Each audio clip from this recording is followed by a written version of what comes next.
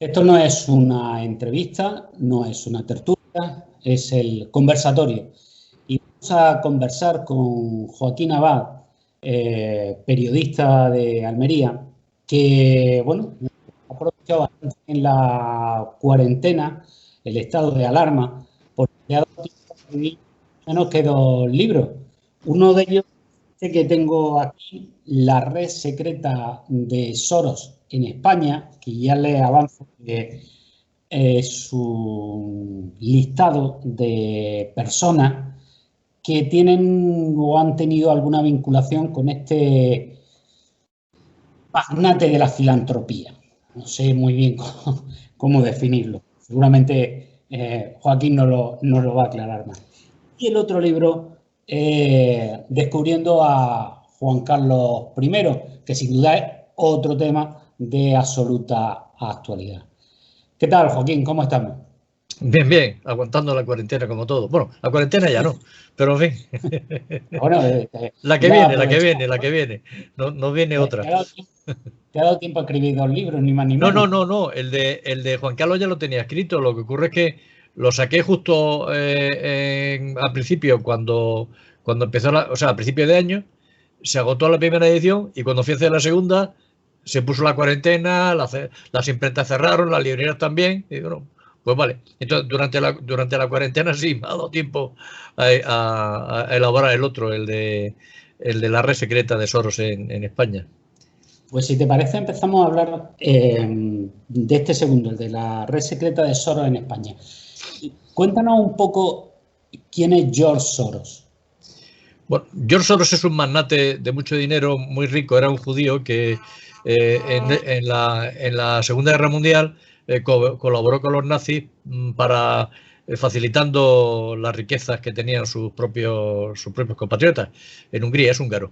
Luego pudo salir de Hungría, se estableció en Inglaterra, estudió allí, luego se fue a Estados Unidos, se hizo muy rico. De hecho, fue el que en un momento dado a la libra esterlina la puso en apuros y ganó mucho dinero cuando casi quiebra el Banco de Inglaterra.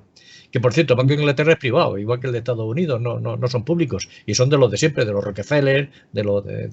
Entonces, yo creo que este hombre de la Agenda 2030, o sea, este hombre que quiere hacer una especie, o está de empeñado él, y hace 300 años, muchos ricos, que haya un gobierno mundial, la globalización, todo esto, es el cabeza, es el que da la cara, yo creo, de toda una serie de empresarios muy gordos. Bill Gates también está entre ellos y tal, de lo de toda la vida, vamos, de los ricos de toda la vida, de estos que son los que ponen y quitan gobiernos.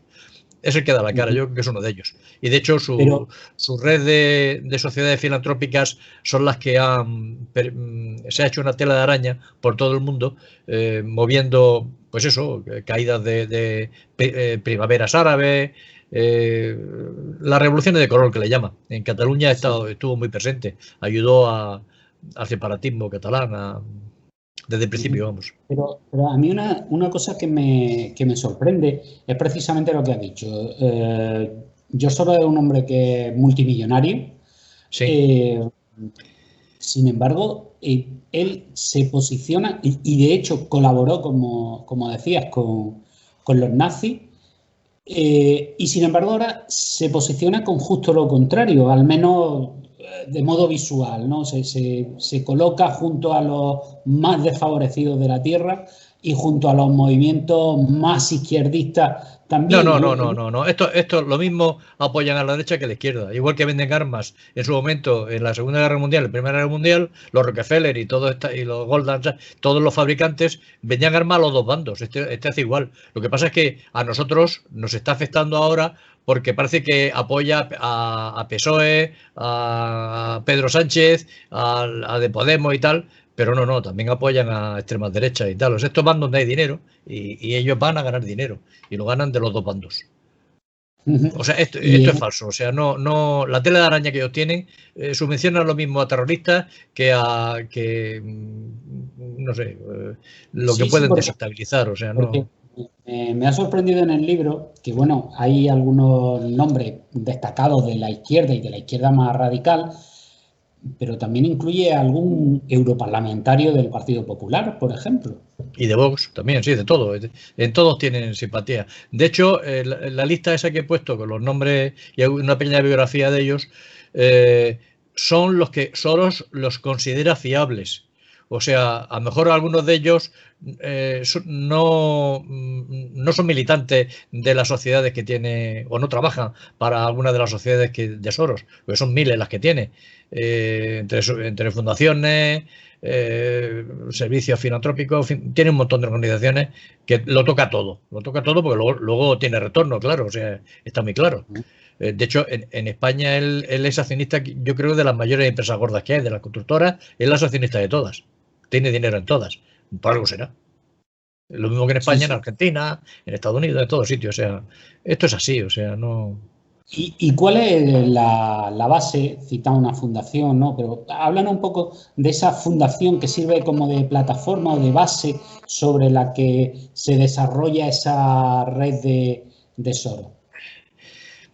Él ha puesto mucho dinero de su capital propio. Yo creo que forma parte de una organización de súper ricos, de los famosos 300 o de la Mesa Redonda, de los antiguos, de los que hace 300 años ya eran ricos y siguen siendo ricos y son los que dominan el mundo y son los que dan las pautas.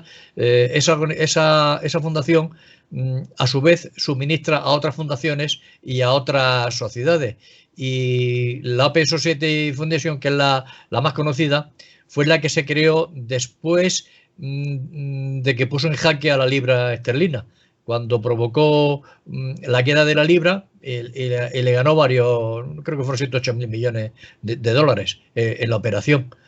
Entonces, esa es la sociedad que a su vez está financiando movimientos como en Barcelona a los separatistas, en África también controla las elecciones en muchos países, entonces él subvenciona a organizaciones que a su vez dice que controlan, subvenciona la ONU la montaron ellos, o sea, fue Rockefeller, las Naciones Unidas, igual que hay unas Naciones Unidas, hay también una justicia universal que quieren tener, y todo eso lo hace a través de un montón de sociedades que a su vez pagan a asociaciones que se montan. O sea, ahora por ejemplo los jueces aquí, jueces para la democracia y tal, bueno, pues automáticamente te encuentras con que tiene subvención de una de las fundaciones de Soros. Fiscales en la lucha contra no sé cuánto, bueno, pues ahí siempre tienen una parte de dinero y a nivel administrativo también. O sea, esto lo que hace Soros es poner la semilla. O sea, Soros financia a ciertos grupos que luego pueden tener el poder, y cuando estos señores llegan al poder, ya se encargan ellos desde el poder de retorno siempre. Exactamente, de retornar el tema, no solo de retornar, sino de mantener ese chiringuito que han hecho. Con lo cual, bueno, pues así ha funcionado. Y como he indicado, este libro es básicamente un listado de nombres. Tiene una entrada, una explicación del argumento sobre el libro, tiene un prólogo que también da bastante claves de cómo va el mundo, y al final tiene un epílogo. Y en medio tiene los 100 y pico nombres de las personas que se consideran fiables para la gente de Soros. Algunos en nómina directamente, algunos es que están en nómina, otros han estado, como Pedro Sánchez, ha estado en nómina de varias empresas de Soros, y otros no están en nómina, pertenecen, por ejemplo, al Parlamento Europeo y están en la órbita de lo que Soros defiende. Pero hablaremos luego del prólogo, porque también me ha llamado la atención algunas de las cosas que se dicen en él. Pero vamos al listado de nombres. Has mencionado ya varias veces a Pedro Sánchez, pero sí. ¿Tiene alguien más que te haya llamado la atención que aparezca ahí? Por cualquier razón. Cítame algún nombre o algunos nombres que así, abuela pluma, te vengan a la cabeza. A mí el que más me extrañó y que me indignó fue Boyer. Boyer es el chileno, abogado conocido, que fue condenado por ETA por colaborar con ETA en un secuestro y tal. Cayeron no sé cuántos años y mientras estuvo en la cárcel se hizo abogado, se hizo abogado y empezó a ejercer. Entonces defiende a Puigdemont, es muy famoso porque defiende a Puigdemont, defiende, en fin, a las organizaciones que denuncian a la Guardia Civil y tal.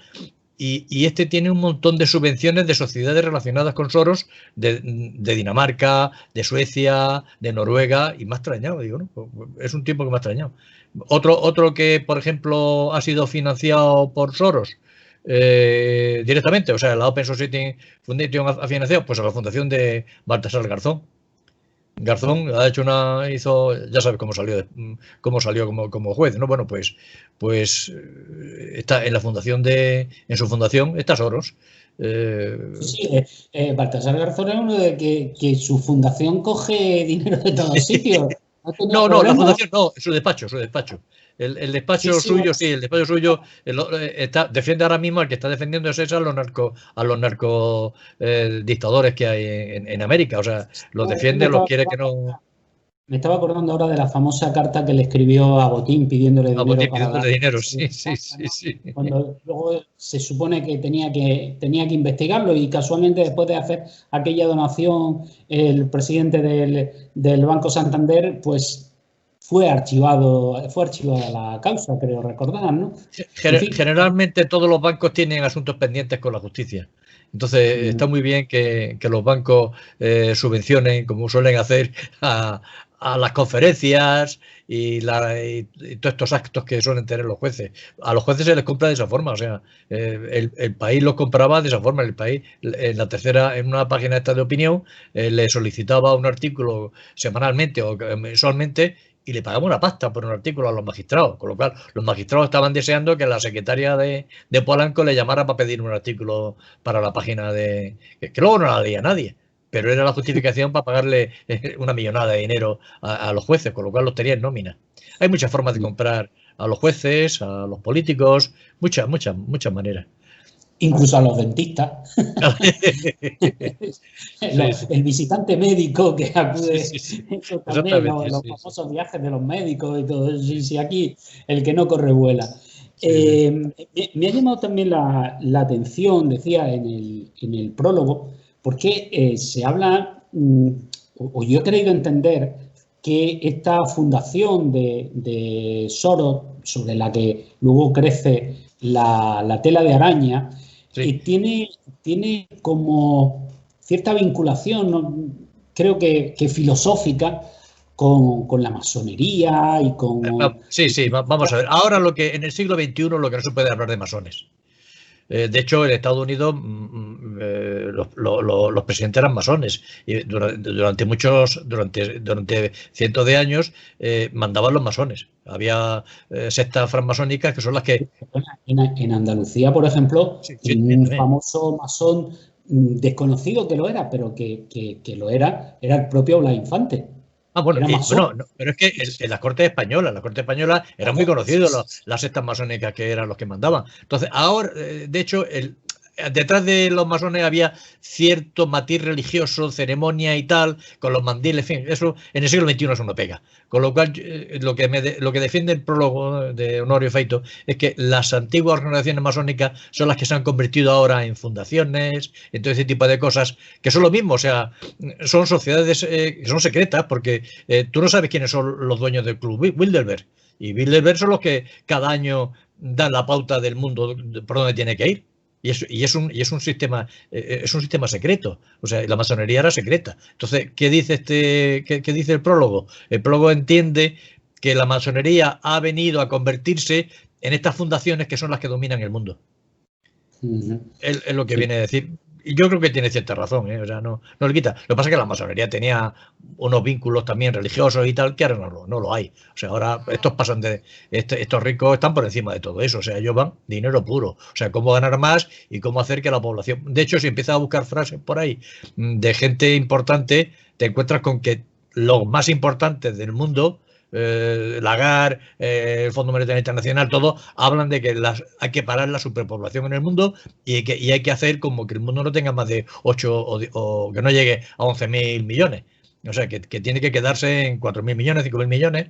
Y, o sea, que hay que quitar gente de en medio, sobramos. Sí. Menos mal que no has dicho sobra, no has dicho sobramos. Sobramos, sí, sí. Yo no estoy en esas fundaciones. Por ahora. Bueno, por ahora, oye, todo llegará, ¿eh? Todo llegará. Si te parece, hablamos ahora del otro libro, el del Rey, porque también llega en un momento, salió en un momento clave, no lo tendrías planificado tú, lo del caso Corina. No, la verdad es que fue casual. Yo con el tema de Corina empecé el libro, puse al final una lista de las amantes más conocidas, o sea, la biografía de las amantes más conocidas del rey.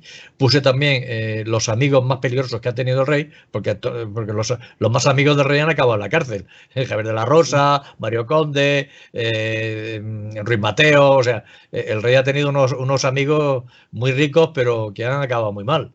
Yo he hablado de la amistad peligrosa, o sea, sí, saqué un poco, descubriendo a Juan Carlos era cómo yo había de pequeño conocido quién era Juan Carlos y cómo he acabado conociendo a Juan Carlos después de tener experiencia periodística ya como director de periódico y este tipo de cosas. Eso te iba a decir, porque yo desde que te conozco y ya han pasado unos años, sí, pues siempre has sido muy crítico con Juan Carlos I, en unos momentos en los que, para mí por lo menos, tu opinión chocaba mucho porque la generalizada era la contraria. Es que la prensa ha estado siempre vendida, o sea, los periódicos todos han sido cómplices del saqueo que tenía el rey con las mordidas que hacía. El rey, cuando formaba cacería y tal, luego había Manolo Prado iba por ahí recaudando dinero para el rey, recaudando millones, o sea, y tal, directamente, vamos, o sea, esto empezó a hacer solo Botín, que fue el primero, el padre del que murió, no el anterior, no Emilio Botín, fue el que el primero le puso una cuenta con no sé cuántos millones de las antiguas pesetas cuando este era jovencito, para que el rey no tuviera que estar dependiendo de los 20 euros que le daba Franco, porque Franco al parecer lo tenía muy atado. Y se acostumbró entonces a pegar sablazos. Y bueno, luego la vida que ha tenido el rey licenciosa, yo lo que entendía es que tenía que dar ejemplo. Y no era un tipo que daba ejemplo. La prensa ha estado siempre, durante toda la vida, o sea, durante toda la transición, ha sido cómplice del rey. ¿Por qué? Porque el rey era un campechano, le llamaba por teléfono o lo que fuera, o que la Casa Real tenía mucha fuerza, llamaba para que no se publicara ciertas cosas que sí se publicaban en la prensa extranjera.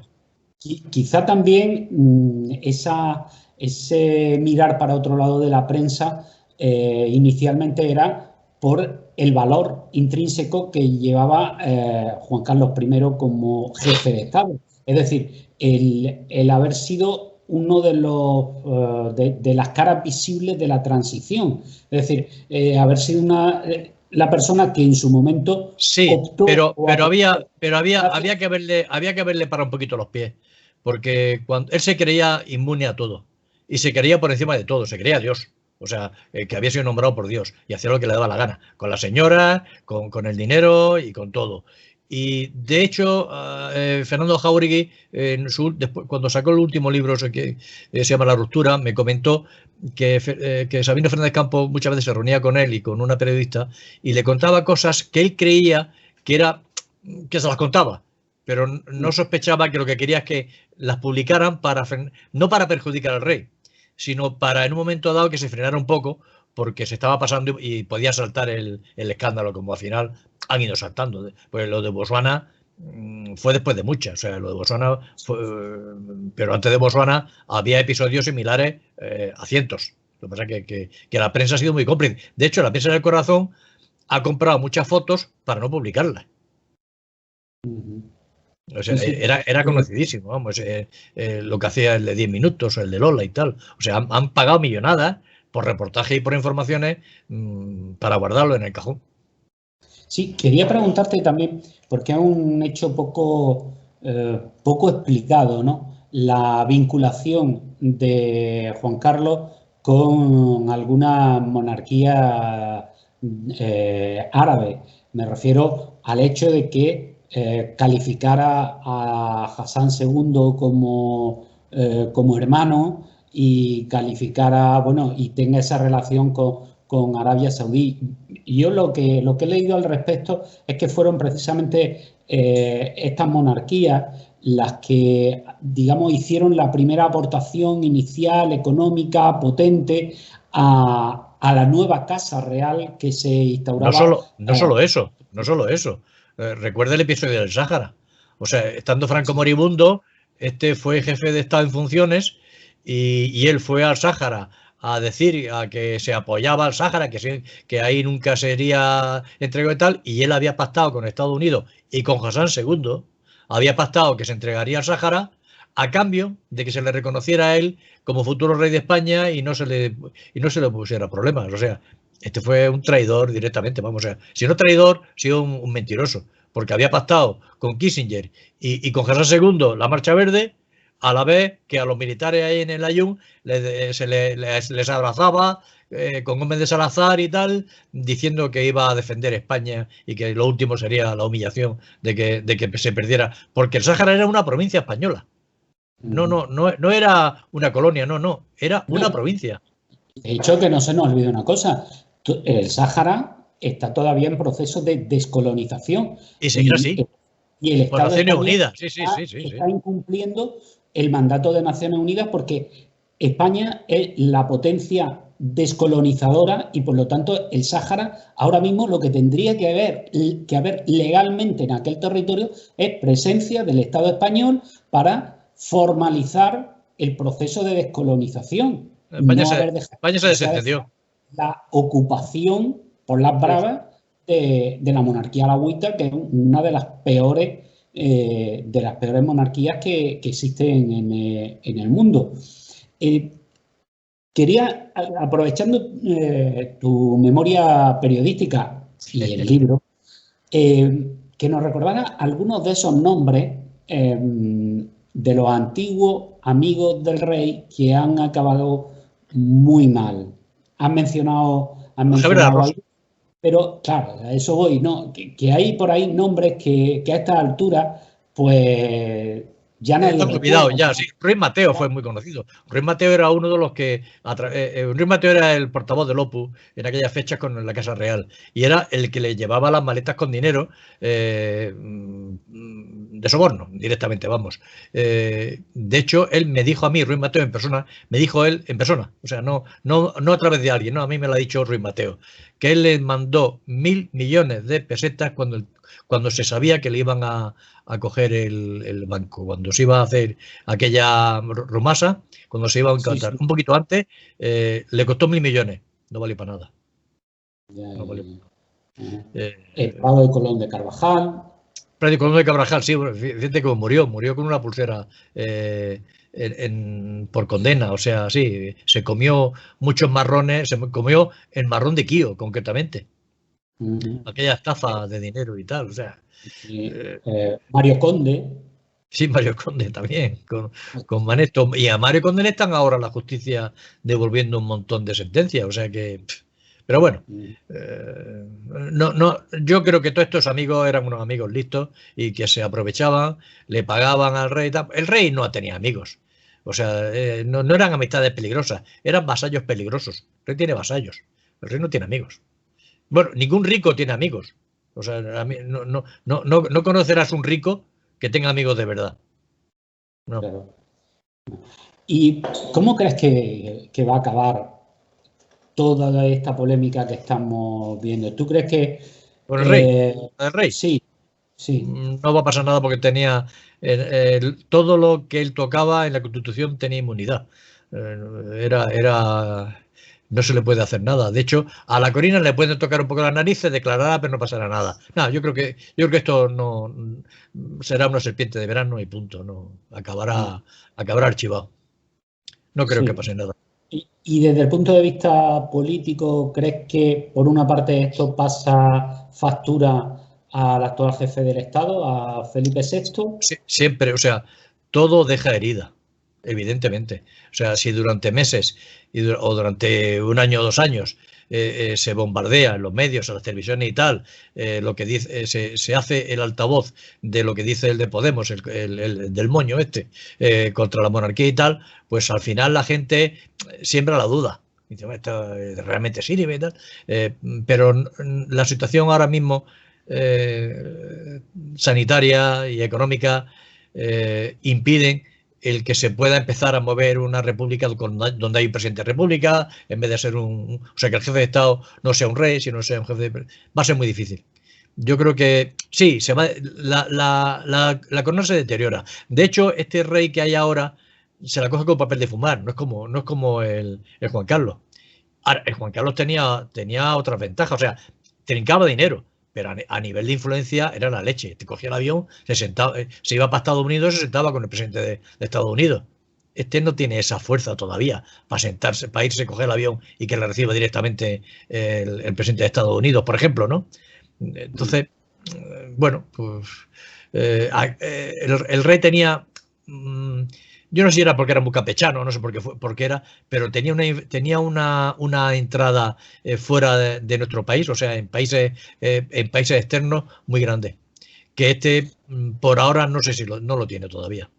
Sí, y una pregunta sobre el 23F y el papel del rey. La visión generalizada que todos tenemos es que precisamente la presencia de él vestido de militar en aquella comunicación que hizo por televisión, sí, parándolo todo, sí. Y bueno, y fue quizá el detonante de paralizar el golpe de Estado. Por lo que tú conoces, ¿eso es así? ¿Él dudó en algún momento de en qué lado debía ponerse? ¿Actuó? Vamos a ver, si te has leído alguno de los libros de Jesús Palacios saca varios libros contando la verdad del golpe de 23 de febrero, o sea, hablando de cómo los servicios secretos lo habían planificado, lo tenían todo y tal, y que había un golpe de Estado que no era precisamente Tejero el que tenía que haber hecho lo que hizo. O sea, al parecer había que dar un golpe de timón y estaban en el tema socialistas, comunistas, gente de Alianza Popular, estaba todo el mundo porque quieren quitar a Suárez de medio. Lo que pasa es que se adelantó se adelantó Tejero con los coroneles y tal, y la lió. Y luego no quiso ceder a lo que le proponía Armada. Yo creo que en principio sí había un golpe blando, un golpe de timón que se iba a hacer, pero salió mal porque Tejero lo tropeó. Sí, y todo esto, ¿crees que y la pregunta es porque en distintas conversaciones he oído opiniones diversas, ¿no? ¿Crees que todo este movimiento que está habiendo, toda esta investigación, toda esa imagen que está proyectando Juan Carlos I va a promover la llegada de la Tercera República? Ya sé que ha avanzado algo diciendo que no, pero te pregunto por qué incluso algunos de los comentarios que yo he podido escuchar al respecto es de gente que me decía, hombre, es que precisamente ahora, ¿quién va a querer una Tercera República cuando es verdad la imagen mala que está cosechando Juan Carlos I? Es verdad que esa imagen, esa mala imagen, pues quieras que no, mancha al actual jefe del Estado. Pero claro, si eso lo contrapones, si contrapones a Felipe VI con Pedro Sánchez y con Pablo Iglesias, dice, bueno, a ver, ¿qué prefiere? ¿Pablo Iglesias o Pedro Sánchez, presidente de la Tercera República? Sí. ¿O prefiere una monarquía a cuyo frente está Felipe VI? ¿No? La pregunta es complicada. Primero, yo entiendo que en el siglo XXI el que haya un jefe de Estado que sea con vitalicio y hereditario, chirría. O sea, en el siglo XXI esto no sé, a la gente hay que nombrarla, votarla y tal, en principio, y si ves que lo hace mal, que lo puedas quitar, como se podrá quitar en su momento a Pablo y a Pedro, o a Pedro y a Pablo.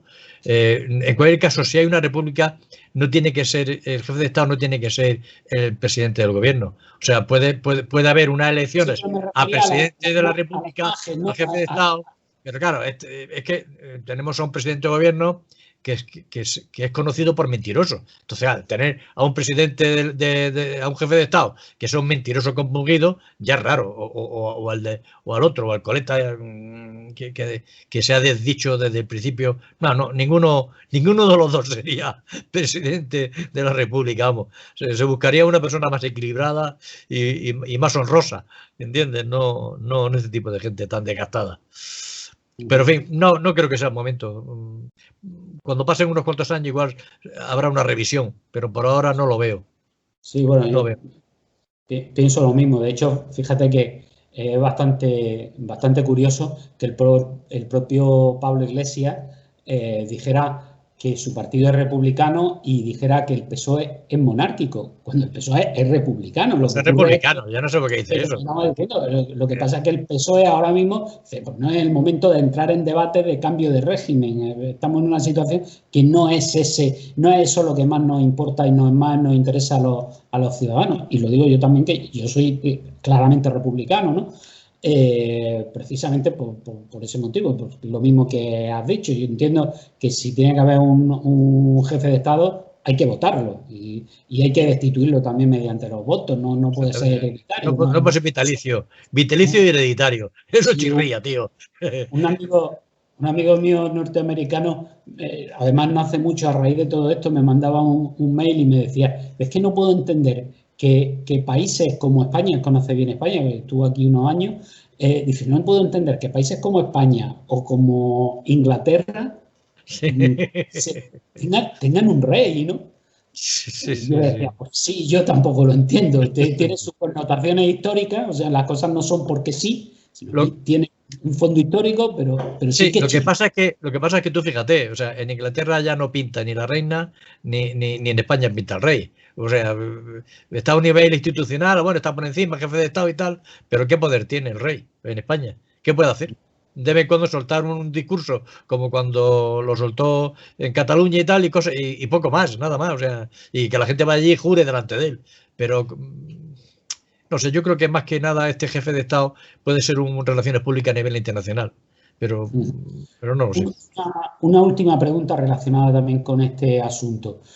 ¿Crees que nos vamos a llevar sorpresas con las investigaciones sobre las cuentas y el patrimonio del rey? ¿Crees que todavía nos quedan sorpresas? Al margen de que eso acabe o no en algún tipo de imputación contra él. Al final siempre todo se sabe, o sea, el rey al parecer tiene 50.000 millones por ahí acumulados en fortuna y no en dinero metido en bancos, sino en inversiones en empresas, pero además en todo el mundo, en los fondos noruegos, en los fondos de Suecia, o sea, ese dinero que tiene y no lo tiene y se ha multiplicado porque la gente que está con él le ha sabido multiplicar el dinero, o sea,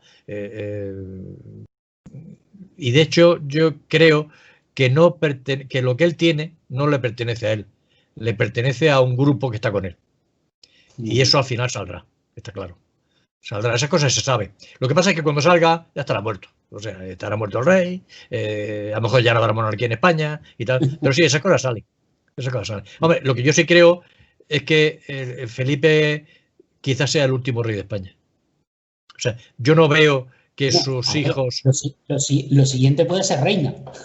No, ni reina tampoco. Yo no creo, no creo que llegue a ese tema. Yo no me parece, no lo veo. Yo veo que antes de eso en España ha habido un cambio de constitución y se llega a un jefe de Estado diferente. O sea, puesto a elucubrar sobre el futuro, sí. A lo mejor sí sigue habiendo monarquía en lo que quede de España, que esa también es otra posibilidad. España es muy antigua, oye. Empieza a ver. Yo discrepo. Bueno, tú discrepas, pero yo creo que España tiene muchos siglos, ¿eh? Bueno, en fin, no sé, yo creo que estos intentos de Cataluña que cada X años saltan ahí, que separan, creo que no se van a separar nunca. No habrá. O sea, ni los vascos se van a separar, ni los catalanes, ni los gallegos. Yo creo que estamos condenados a tener nuestras luchas de vecinos y tal, pero no pasa nada ahí. Y de hecho, vienen no meses, sino años muy malos muy malos. Sí, O sea, multiplica por 10 lo que pasó con Zapatero. Multiplícalo. Y entonces, en esa situación tan delicada, el dividir va a ser peor, con lo cual va a haber que unirse, hacer economía de guerra y salir como sea del tema, porque nadie nos va a ayudar. Sí, de hecho yo creo que se está hablando mucho y se está promoviendo mucho, bueno, una recentralización. Yo creo que ya de eso incluso hasta desde el propio Con el tema PSOE. sanitario se está... Claro, o sea, claro, sí, claro, ¿no? efectivamente, sí, hay Claro, cosas que si divide lo estropea. En cambio, desde... Sí, sí, es posible. yo creo que eso también va a haber. En fin, pues muchísimas gracias por este tiempo de charla. Que te vayan muy bien estos libros, como te está yendo bien con todos los Siempre. libros que estás publicando, porque la verdad es que siempre toca el tema oportuno, ¿no? Y siempre Es, tienen casu éxito. es casualidad, es casualidad. A ver si estás tú detrás de la agenda de la Ya agenda quisiera. noticiosa de España. Ya quisiera. Vale, vale. Muy bien, muchísimas Venga, gracias y hasta la próxima. hasta la próxima.